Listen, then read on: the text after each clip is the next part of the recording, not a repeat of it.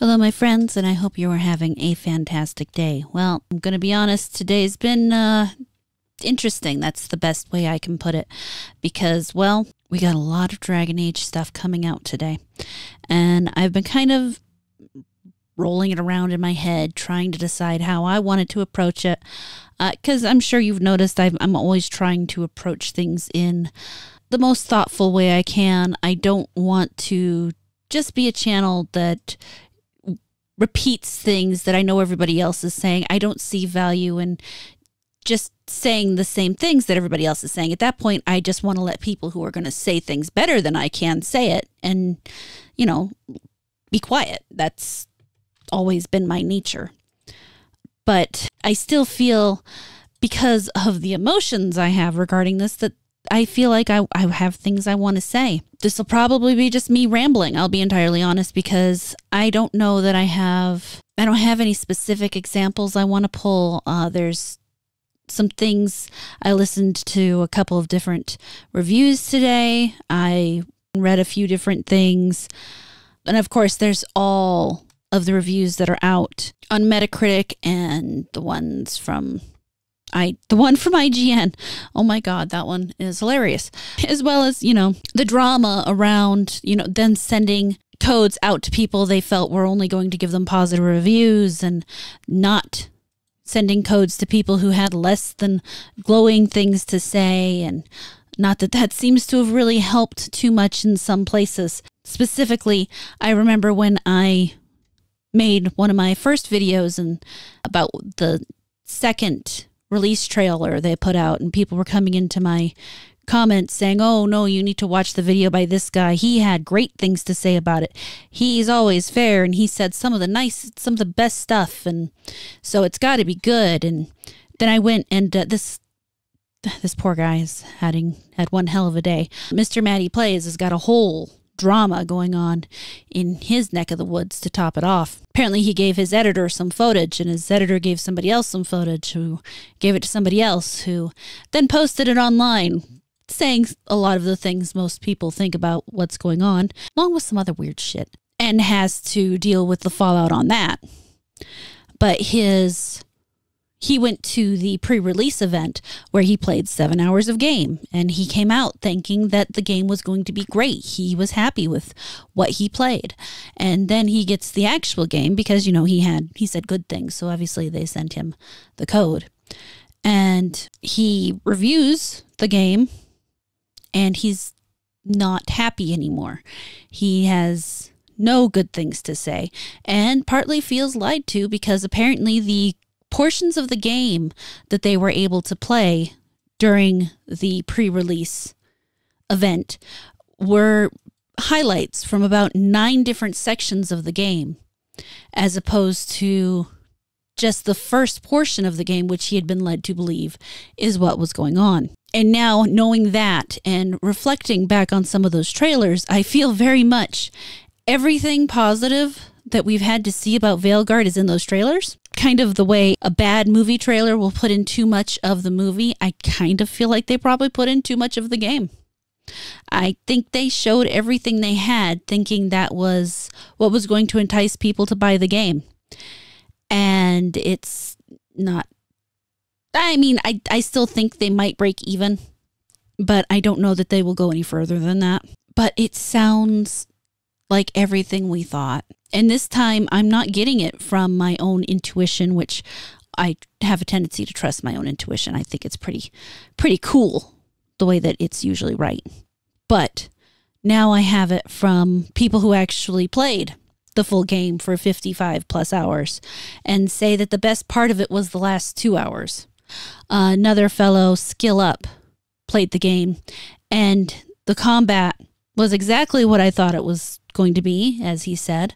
It was very repetitive. There was no real tactics to it. You just kind of spammed the same moves over and over again and grinded through it. He'd even been recommended by one of his friends to drop the difficulty of the game so that he could just grind through the battles faster and not have to actually play the battles. Which, I mean, who wants to play?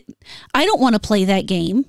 I don't want to play a game where I don't want to play the battle mechanics. That makes no sense. Granted, this is the same game that has a no death option. So I guess maybe they do think that some people want to play the game. It sounds like to me like the people who made this game were really trying to make a movie and just happened to include some interactive parts in it. Even in the game, the majority of your choices don't matter from what the people or from what Skill Up and Mr. Maddie Plays, who, as I said previously, had been recommended to me as a person who was positive about the game coming out of the pre-release event, and now apparently regrets that and feels lied to.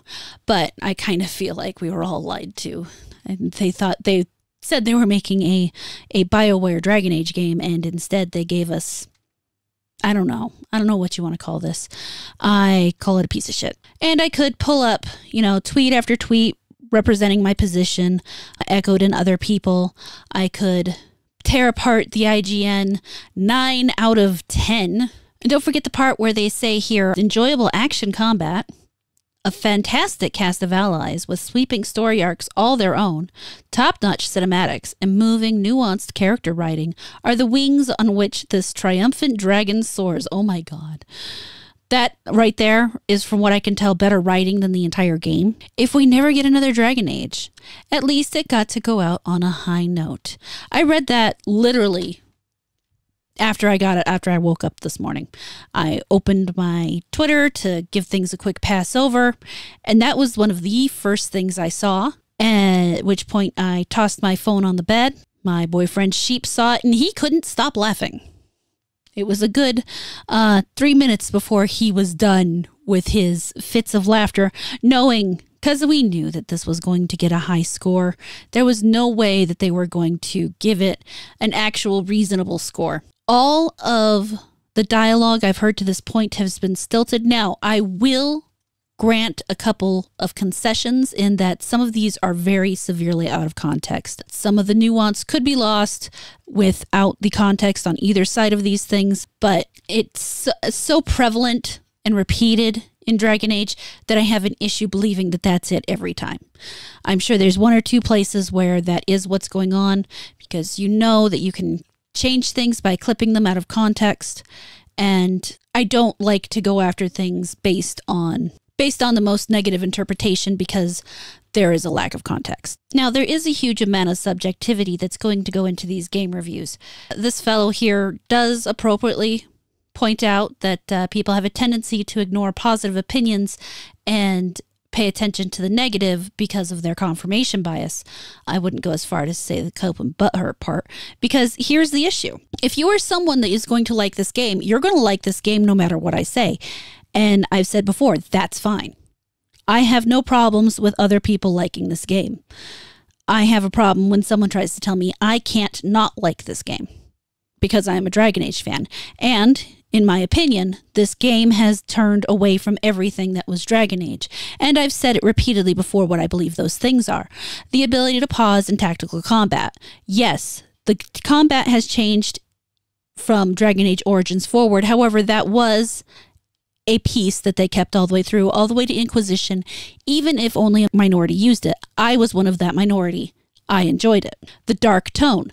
The dark tone has been totally quashed. There is plenty of proof of that.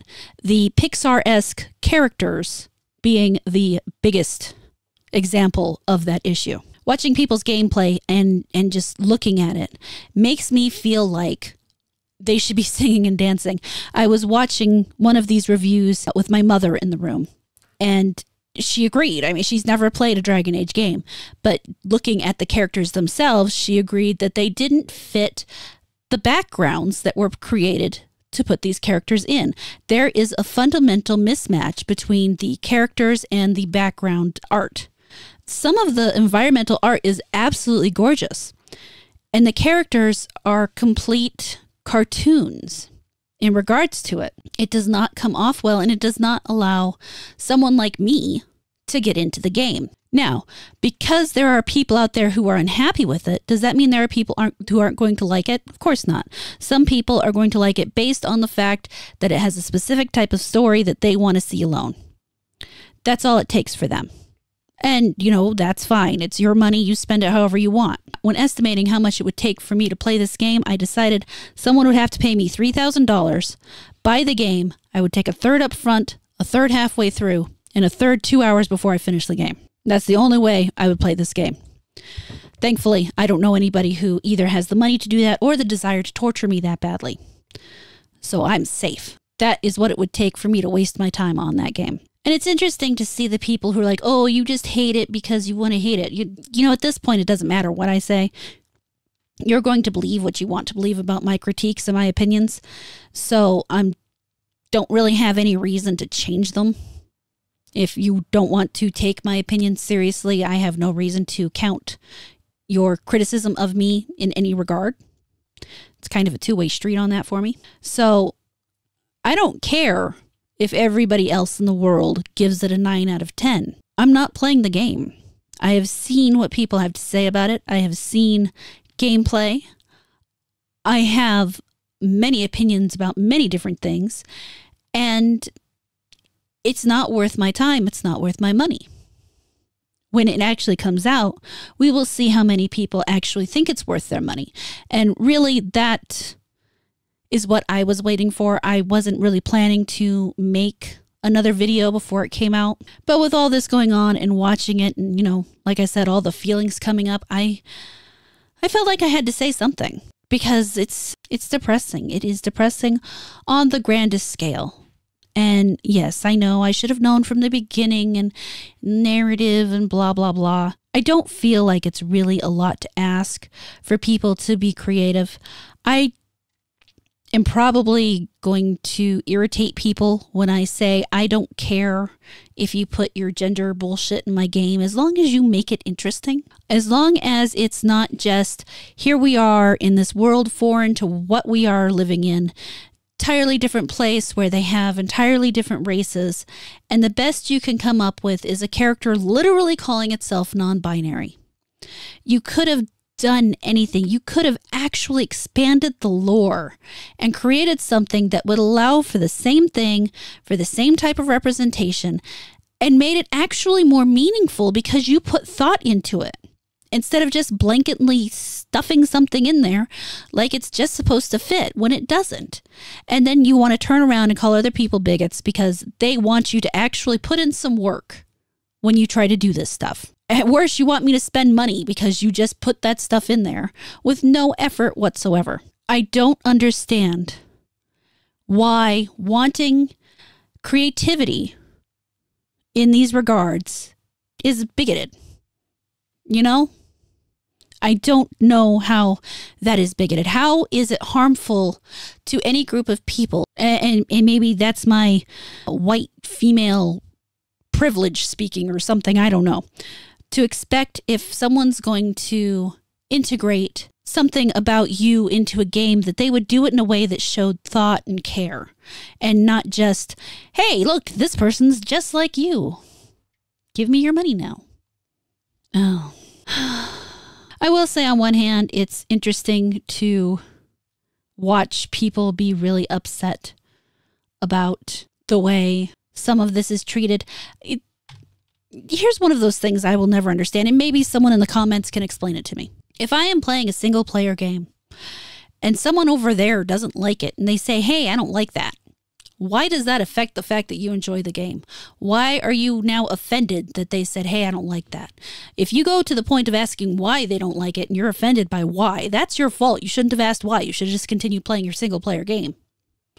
It's just like if I don't like a game, I don't go out of my way to search for people who do and say, hey, I don't like this. You shouldn't either. Because that's dumb. I have better things to do with my time.